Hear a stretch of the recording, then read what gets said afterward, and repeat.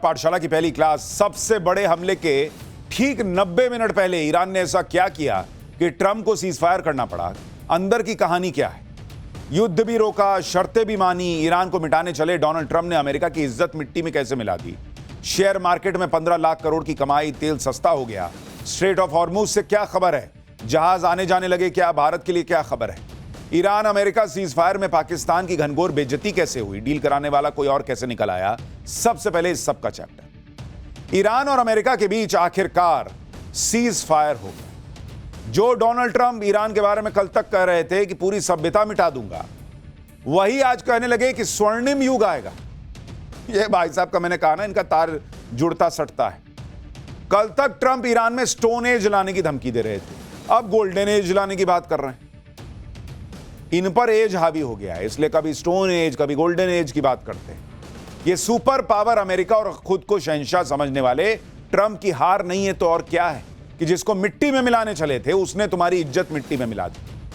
Trump और America की सारी हेकड़ी निकल गई, लेकिन अब भी बातें ऐसे कर रहे हैं जैसे ये युद्ध अमेरिका ने जीता है, जैसे अमेरिका की शर्तों पर सीज फायर हुआ। लेकिन आज आपको बताऊंगा कि कैसे ये सुपर पावर अमेरिका की करारी हार है। कैसे ट्रंप की सनक की वजह से शक्तिशाली अमेरिका को ऐसा दिन देखना पड़ा कि ईरान जैसा देश जो इकोनॉमी में अमेरिका से 60 गुना छोटा है, जो मिलिट्री पावर और टेक्नोलॉजी में अमेरिका के सामने कुछ भी नहीं माना जाता था, उसने कैसे अमेरिका को तब झुकने पर मजबूर कर दिया जब सामने अमेरिका में डोनाल्ड ट्रंप जैसे अनप्रिडिक्टेबल और सन की इंसान का राज चल रहा था। और ये ईरान की जीत जो है वो दुनिया के लिए बहुत फायदे की है। मैं आपको बताऊंगा कैसे। ट्रंप को लगता था कि वो दुनिया में जो चाहें वो कर लेंगे, लेकिन ट्रंप ने ईरान में जो चाहा वो नहीं कर पाए। ये 5 हफ्ते के युद्ध में दुनिया ने देख लिया, और यही वजह है कि इतनी बड़ी बड़ी धमकी देने के बाद ट्रंप को मजबूर होकर सीज फायर करना पड़ा। और सिर्फ सीज फायर नहीं किया है बॉस, ईरान की शर्तें मानने को तैयार हुए हैं डोनाल्ड ट्रंप। और हम पाठशाला में कई दिन से आपको जो बातें कह रहे थे वो हो रही हैं। हमने कहा था ईरान से युद्ध करके ट्रंप फंस गए और जैसे तैसे अब वो इस युद्ध से निकलना चाहते हैं। इतना सा भी रास्ता मिलेगा वो दंदना के भागेंगे, और वही किया उन्होंने। युद्ध से निकलने के लिए ट्रंप को कोई रास्ता मिल नहीं रहा था। अब ट्रंप को एक रास्ता मिला कि ईरान वो हॉर्मुज स्ट्रेट खोल देगा, जिससे हॉर्मुज स्ट्रेट के बंद होने से दुनिया में महीने भर से हाहाकार मचाता।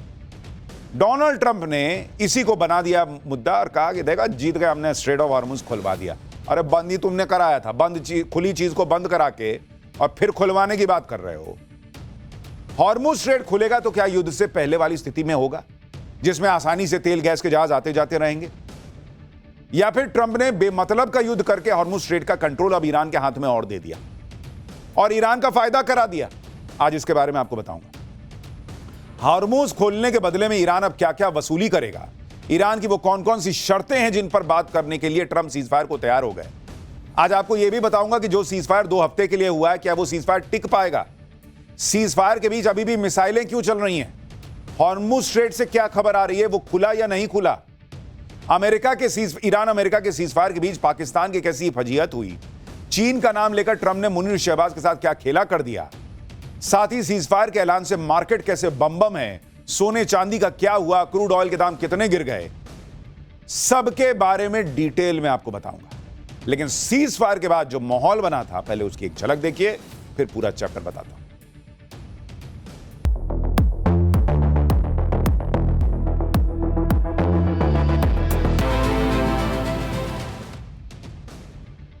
देखिए, डोनाल्ड ट्रंप कल तक तो धमका रहे थे कि ईरान को नक्शे से ही मिटा दूंगा। वो अपनी डेडलाइन से ठीक 1.5 घंटे पहले, 90 मिनट पहले पलट गए और अचानक से सीज फायर का ऐलान कर दिया। ट्रंप ने क्या कहा पहले आप वो देखिए। उन्होंने कहा कि मैं ईरान पर आज रात होने वाले हमले को रोक रहा हूं। ईरान स्ट्रेट ऑफ हॉर्मुज को पूरी तरह से और तुरंत खोलने के लिए राजी है। मैं भी 2 हफ्ते के लिए ईरान पर बमबारी और अटैक को रोकने पर राजी हूं। यह 2 तरफा सीज फायर है और इसकी वजह यह है कि अमेरिका ने अपने लक्ष्यों को पा लिया है। हमें ईरान से 10 पॉइंट का प्रस्ताव मिला है जिस पर बातचीत होगी। 2 हफ्ते के समय में एग्रीमेंट फाइनल किया जाएगा। बातचीत के लिए तैयार हो जाना, और वो भी ईरान के प्रस्ताव पर, यही ट्रंप और अमेरिका की सबसे बड़ी हार है।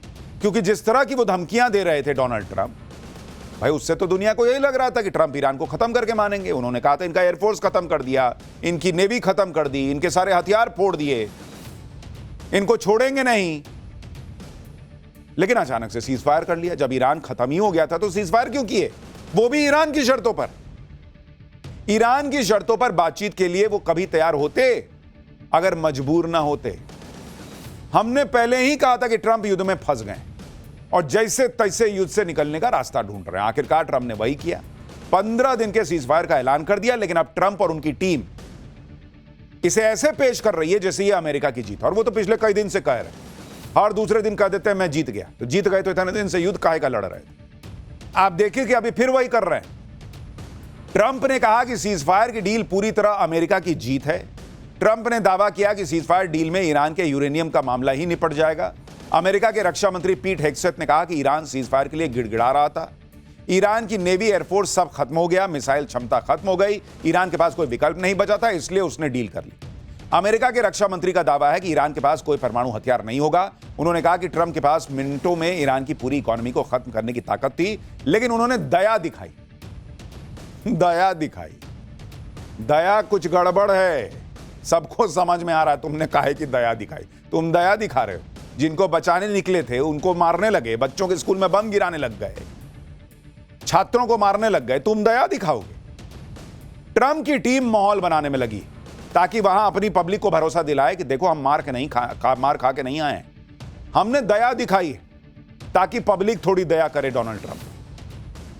ईरान का सब तबाह कर दिया, अमेरिका यह माहौल बना रहा है। ईरान घुटनों पर आकर सीज फायर की भीख मांगने लगा और ट्रंप का दिल पिघल गया। सुनिए अमेरिका के रक्षा मंत्री पीट हेग्सेथ क्या कह रहे हैं। Iran begged for this ceasefire, and we all know it. Operation Epic Fury was a historic and overwhelming victory on the battlefield. By any measure, Epic Fury decimated Iran's military and rendered it combat ineffective for years to come. You see, in less than 40 days, one of our combatant commands, Central Command, CENTCOM, using less than 10% of America's total combat power, dismantled one of the world's largest militaries. The world's leading state sponsor of terrorism proved utterly incapable of defending itself, its people, or its territory. Donald Trump ने चुन चुन कर अपने जैसे झूठे रखे हैं, ऐसा लग रहा है, जो डोनाल्ड ट्रंप की तरह ही झूठ बोलते हैं। कह रहे हैं ईरान गिड़गिड़ा रहा था, घुटनों पर आ गया, इसलिए हमने माफ कर दिया। ईरान घुटनों पे आ गया तो उसको तो पहले आ जाना चाहिए था, तुम्हारे हिसाब से तुमने सब खत्म कर दिया था। तो एक तरफ तो अमेरिका कह रहा है कि ईरान गिड़गिड़ा रहा था, इसलिए ट्रंप को दया आ गई, युद्ध रोक दिया। और दूसरी तरफ ट्रंप ईरान की 10 शर्तों वाले प्रपोजल पर भी बात करने को तैयार हो गए। गिड़गिड़ाते हुए आदमी की शर्तें मान रहे हो तुम, इतने महान हो गए। अगर ईरान गिड़गिड़ा ही रहा है तो अमेरिका की शर्तों पर बात होनी चाहिए थी, ईरान की शर्त पर क्यों बात हो रही है? इसी को लेकर ईरान दावा कर रहा है कि इस युद्ध में उसकी जीत हुई है, क्योंकि अमेरिका उसकी शर्तें मानने को तैयार हुआ है। ईरान की ये 10 शर्तें क्या क्या हैं जिसका जिक्र ट्रंप कर रहे थे, वो आपको बताता हूं।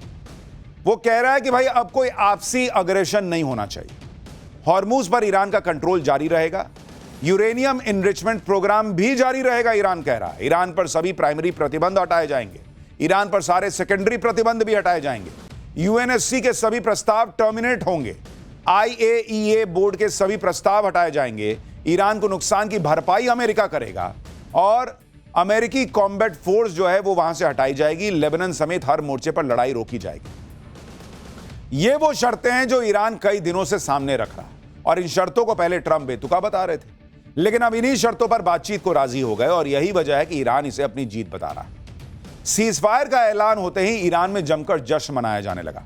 पूरे ईरान में सीजफायर को अमेरिका की हार बताया जा रहा है। आप ईरान की में जश्न की तस्वीरें देखिए। सीजफायर होने के बाद ईरान की सड़कों पर लोगों का सैलाब आ गया। नारेबाजी करते हुए सीजफायर को जीत की तरह मान के जश्न मना रहे थे। लोग अपनी अपनी कार में बैठकर जश्न मनाने निकल पड़े। कार रैलियां निकाली गई। कुछ देर पहले जहां हमले का खतरा था वहीं अब सेलिब्रेशन मनाया जा रहा था। लोगों की भीड़ के कारण कई जगह जाम लग गया। सड़कों पर गाड़ियां ही गाड़ियां दिख रही थी। इस जश्न में बड़ी संख्या में महिलाएं और बच्चियां भी शामिल। ये तस्वीर देखिए, हाथ में हथियार लिए एक महिला जीत का जश्न मना रही है। इनका कहना है कि ईरान की महिलाएं देश की रक्षा में पीछे नहीं। Iran in India Twitter handle से पोस्ट की गई तस्वीर भी आपको दिखाता हूं, जिसमें ईरान के झंडे के साथ एक बच्ची दिख रही है और कैप्शन में लिखा है कि हम जीत गए। कल पूरी रात हमले की आशंका में काटने के बाद जब सीज फायर हुआ तो लोगों की खुशी का ठिकाना नहीं रहा। जश्न के वीडियो और तस्वीरें मोबाइल से बनाकर ईरान में लोग शेयर कर रहे थे। मोबाइल की फ्लैश लाइट ऑन करके लोगों ने अपनी खुशी जाहिर की। ऐसा लग रहा था जैसे ईरान में दिवाली जैसा कोई त्योहार मनाया जा रहा है। हाथों में ईरान का झंडा और जीतने के बाद की नारेबाजी, पूरे ईरान में यही नजारा दिख रहा था। ये तस्वीरें अमेरिका और ट्रंप को बहुत दिनों तक परेशान करती रही कि जीत का दावा हम कर रहे हैं, अमेरिका कर रहा है और जश्न ईरान मना रहा है। भाई अगर अमेरिका जीत गया तो अमेरिका में लोग ऐसा जश्न क्यों नहीं मना रहे? अमेरिका में लोग जो है वो ट्रंप के लिए नारे क्यों नहीं लगा रहे? सोचिए आप, ईरान में क्यों खुशी की लहर? सीज फायर को सिर्फ ईरान में ही सेलिब्रेट नहीं किया गया, बल्कि इराक में भी जमकर जश्न मनाया गया। लोगों ने एक दूसरे को जीत की बधाई दी। ईरान अमेरिका सीज फायर होने पर भारत में भी खुशी मनाई गई। जम्मू में शिया मुसलमानों ने एक दूसरे को मिठाइयां खिलाकर सीज फायर की खुशी मनाई।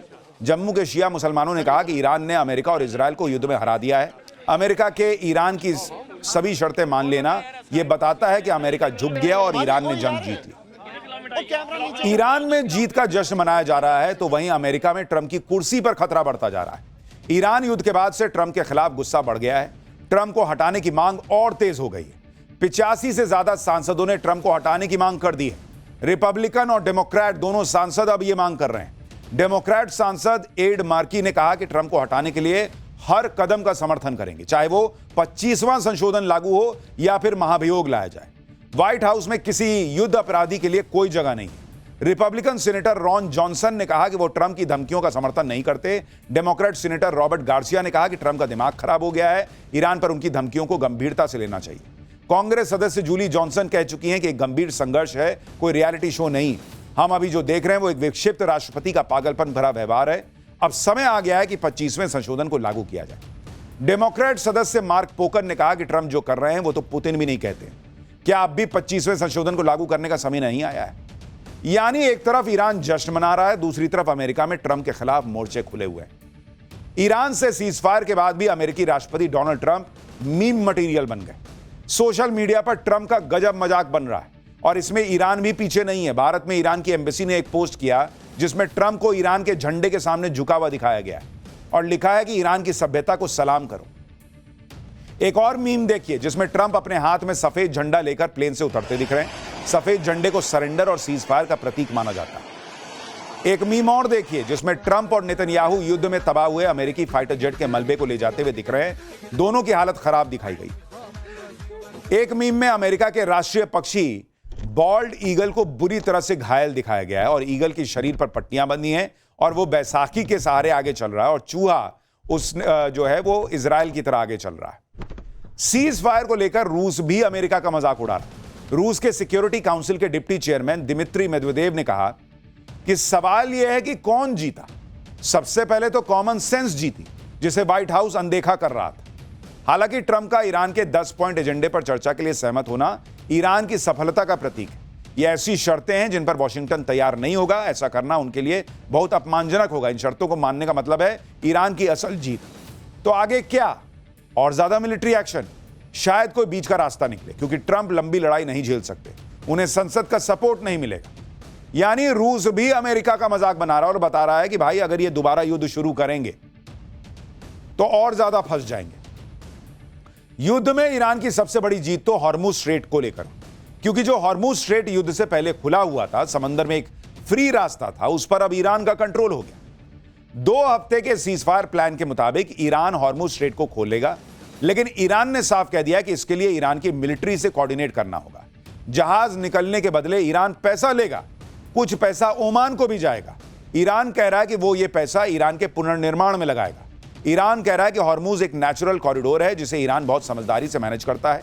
ईरान अब हर शिप से $2 मिलियन चार्ज करेगा। हर साल करीब 32,000 शिप निकलते हैं। इस तरह ईरान को $64 बिलियन यानी करीब 6 लाख करोड़ की सालाना कमाई होगी। यह रकम ट्रंप को युद्ध में हुए कुल नुकसान का करीब 1.5 गुना है। यानी ईरान ने हॉर्मुज पर कंट्रोल भी कर लिया, हॉर्मुज के जरिए अपना नुकसान भी पूरा कर लेगा। तो ईरान नहीं जीता तो कौन जीता बॉस? जिस स्ट्रेट ऑफ हॉर्मुज से फ्री में जहाज निकल जा रहे थे, वहां से अब ईरान जो है वो चुंगी वसूल रहा है। करा पैसा दो तब जाने देंगे। तो डोनाल्ड ट्रंप ने तो ईरान का काम आसान कर दिया और बढ़िया कर दिया, उसकी कमाई का रास्ता खोल दिया। क्या ही देश, क्या ही नेता है। स्ट्रेट ऑफ हॉर्मुज के रूप में ईरान के हाथ अलादीन का चिराग लग गया भाई, जिससे वो बेहिसाब कमाई कर लेगा। एक तरफ अमेरिका है जो 40 दिन के युद्ध में अपना नुकसान करवा बैठा है, उसे कोई फायदा नहीं हो रहा। दूसरी तरफ ईरान है जो बर्बाद होने के बाद भी जमकर कमाई करेगा। आप देखिए अमेरिका का जो खर्च हुआ है, 40 दिन ये युद्ध चला और 40 दिन में जो खर्च हुआ अमेरिका का, यूएस का खर्च हुआ है 3,70,000 करोड़ रुपए बॉस। 3,70,000 करोड़, मतलब ऑलमोस्ट आप मान के चलिए कि 4 लाख करोड़ अमेरिका ने डुबा दिए। और ईरान का फायदा ये हॉर्मुज से, ईरान का फायदा होगा 6 लाख करोड़ सीआर सालाना बॉस। अब आप सोचिए कि डोनाल्ड ट्रंप ने क्या ही ईरान के लिए कर दिया। अपने 4 लाख करोड़ रुपए डुबाकर ईरान के लिए हर साल 6 लाख करोड़ रुपए कमाने का रास्ता खोल दिया। इसीलिए ना रूस कह रहा है कि कॉमन सेंस भी नहीं है व्हाइट हाउस के पास। आप यह भी देखिए कि हॉर्मुज से टोल वसूलने के लिए ईरान क्या तैयारी कर रहा है।